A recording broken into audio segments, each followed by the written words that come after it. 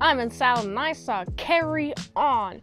It is directed by Jean Colette Serra, written by TJ Fixman. If you haven't seen this movie, I will spoil it for you. We're following Ethan, and he works at the TSA, and he has a pregnant wife. They're having a good Christmas together, but it's the day before Christmas Eve when they celebrate their Christmas. I'm assuming that they're going to spend their Christmas Eve and Christmas Day working at the airport, getting that holiday pay. Woo! Woo! 1.5k the regular hourly wage. Yeah, let's go. Woo! And they're at LAX. Oh my goodness, what an annoying airport to be at. Especially during Christmas Eve. Who decides to fly from LAX on Christmas Eve? Unprepared travelers. Ethan's like, I'm never going to get a promotion. And the girlfriend's like, why don't you reapply at the police academy that you're having a fun time with? It's your dream. And then he got denied once, and he's like, well, I guess I'm only gonna be denied forever. And she's like, yeah, you're making that decision because you're not reapplying. And I guess the only reason why he's not a police officer is he's lying about his father's criminal history. First of all, why do you care about revealing your father's criminal history to the police? They already have it on file, and there's no concern for you. Why do you feel so need to protect your father? The police already know about his criminal history, dude. Come on. But of course, because he's so sketch about protecting his father for some reason, then he's denied. So immediately I'm like, this is a terrible reason to be denied. Also, you kind of fit the bill that they're looking for. They're looking for anyone that they can get. It's not a popular job to have unless you have family members that are police officers, or if something very tragic happened to you and you want to stop the injustice from happening, then you become a police officer. His girlfriend's like, just have some initiative, please. We're gonna have a baby. And so he goes to his senior officers like, can I get a promotion? Even though he's like 10 minutes late. These guys like, you got some balls, but no. And then he goes into the office anyway, and there's his friend that's there. He gives him the machine slot. It is like, yes, it's time to have a good time where I'm next to the machines, and this guy's doing what I would be doing. I'm getting a nice little opportunity, right? And so he's manning the machines, and then there's this chick who is like, oh, here's an earbud. And he looks at the earbud, and then he gets a text. First of all, how did they get his number? Oh, he got access to everything, including the records that shows his phone number? Oh my goodness. I know this guy who is doing the bad diddly thing that I'm about to explain in just a second. He has access to all the cameras. It only shows that he has access to all the cameras. It doesn't show that he has access to all the database numbers, so why does he have his phone number? And I guess they have database records because they also have the address of the guy that was originally supposed to be there. There is some other guy who's hired to kidnap this guy's family so he can have some sort of ransom, so he does whatever he wants, the person on the little earpiece or whatever. Oh, I guess they must have access to records then. I must live with that, because they have thought so far ahead in the future. Change of plans, it's a different guy. Well, I guess we're not going to kidnap this guy's family, and instead we're going to threaten this guy's girlfriend, and he puts the earpiece in. He's texting, put the earpiece in. Earpiece goes in. Hello, Ethan. Now you're just going to let this bag through. Right, and we have the tension happening. The entire tension of the movie is Ethan trying to find some way to warn what's happening. First, he writes on this ticket of this guy, and the guy puts a little violet UV light over it and just sees writing, and then he goes and walks, and then he gets poisoned. He's like, well, this is what you get for trying to tell somebody. It's all your fault. And kind of the annoying thing, but also kind of the awesome thing, is that we have this guy who's talking to Ethan. It's like, I'm the one who's in control. You're never going to be in control. It's like, oh man, that's such a sad thing to say to somebody, especially since it's going to piss Ethan off, and it's going to make it so Ethan is going to try to get you more and more and more because you're challenging his ability to have control over his life, and even if it's true, it still will piss somebody off. Also, the TSA is a complete security theater. We don't need it. By evidence of this movie, we have a suitcase that can just go through. It has a particular chemical that can kill a bunch of people. Very high-profile people, it turns out. And you only have to make sure one guy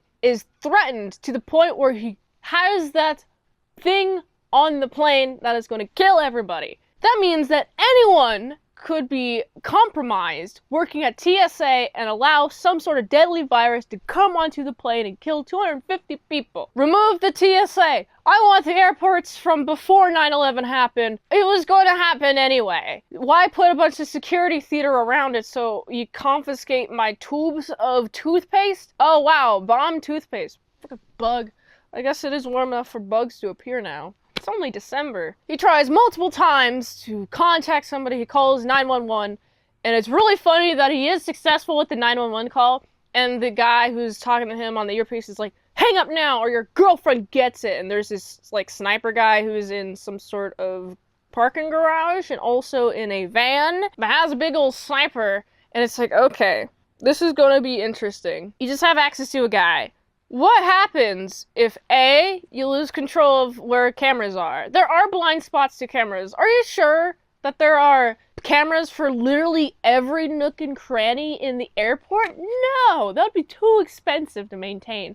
So there has to be some blind spots, but I guess this guy has access to literally every 360-degree camera that is available. All 360 cameras are placed in a 360-degree grid, so he can see literally every convenient angle, but like there would be some blind spots though. This movie's not realistic in that way. He's trying to send a text via his Apple Watch, the guy catches it, and he's like, stop that text. And it's like, oh my goodness, okay. But at least the 911 call is logged. LAPD's on the case. They're like, there is a 911 call that was happening. And also there's this female cop. She's like, yeah, there's something big happening. I don't know what yet, but there is something big. I'm like, how do you have this hunch? Oh, because of the 911 call? Wait. Oh, because of this AOC type is on this plane, you're like, there might be some potential hits going on. Okay. I'm like, okay, so I guess you're aware of something that's happening, but you're not definitive on what yet. But you're going to go to the LAX as the LAPD, and you're going to find out what's happening, and then she does figure out that there is some sort of active situation going on,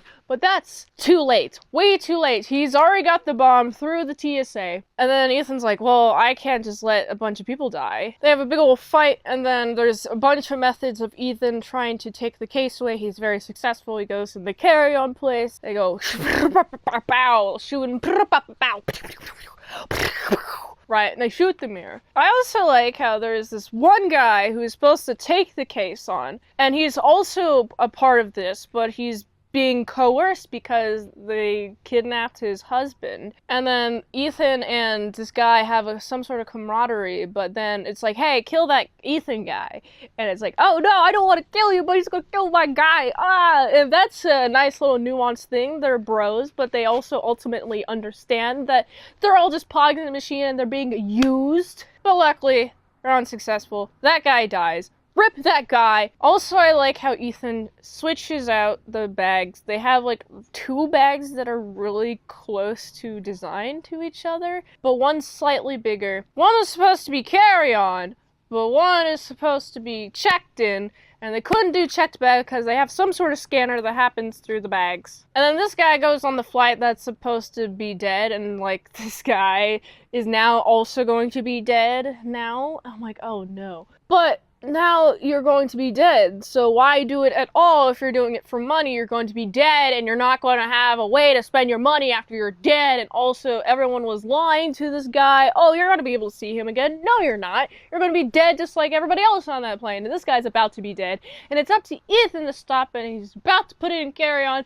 but he's like, oh, well, might as well put it in checkout. It's going to work anyway. And he couldn't use the check-in whatever bags thing is called. I don't use it at all. I always take carry-on. I don't like people handling my stuff. I like handling my own stuff. But he's like, well, I guess put it in there, put it where all the other bags are. And Ethan, he takes initiative. He starts running. He takes this little drivey thing that they have at all the airports, and he stops next to a moving plane and is able to get on the carry-on section underbody of the plane, even though it's not like stopped completely. How'd you get on there? And so he gets on there, he finds the bag, he's trying to undo it, and then it goes into manual mode, and the guy's alerted, and he's able to just walk back there. No stewardess noticed, by the way, and he goes down into carry-on. I didn't know there's an access hatch. I thought the only place you could access the carry-on section is underneath, but I guess there is an access hatch. If you work on an airplane, please let me know if this is a real thing, or if it was made up for the purposes of this movie. And so they have a big old fight, and there's this refrigerator section, and he takes the little coil out, right, with all the viruses, and he locks them into the refrigerator section, Ethan does. And then Ethan throws the little virus thing and locks him in there, basically like law-abiding citizen. This movie would have been much more impactful if Ethan had to sacrifice himself. The entire mantra of the series, the entire mantra of the movie is one bag, one life. It would have made much more sense if Ethan sacrificed his own life to save everybody and have the best friend of Ethan take care of the little baby. But no, they all go to Tahiti. Ethan is somehow friends with this guy again, even though he got him fired as a way to keep on the machines. The boss is like, hey, don't do that. Don't be there anymore. Be over here. And then he has to put a bunch of alcohol in his friend's drink and get him fired. And then that supervisor dies anyway, while in the place where they do like the private pat downs or whatever. That guy dies because he gets stabbed in the throat by the gay lover man who is coerced in doing all of this. Upon first watch, this movie's alright. But if you think about it, it's like there's so many holes, there's so many leaps and assumptions you have to make, and the ending isn't really satisfying. It's a safe ending, but now they all go to Tahiti together. Why couldn't any of them die? Why couldn't Ethan die? It would make the most sense for him to die, and then his friend would be like, yeah, I understand why he did what he did. He had to save everybody, and he ended up dying, and now I feel bad. But no, they're like friends again, I guess. Okay, cool. And it's shown that he works at the LAPD with the little flash of the badge. I'm like, man, this is an alright movie. Turn your brain off watching this. There's a lot of good tension in this film, but the writing itself doesn't really make a lot of sense.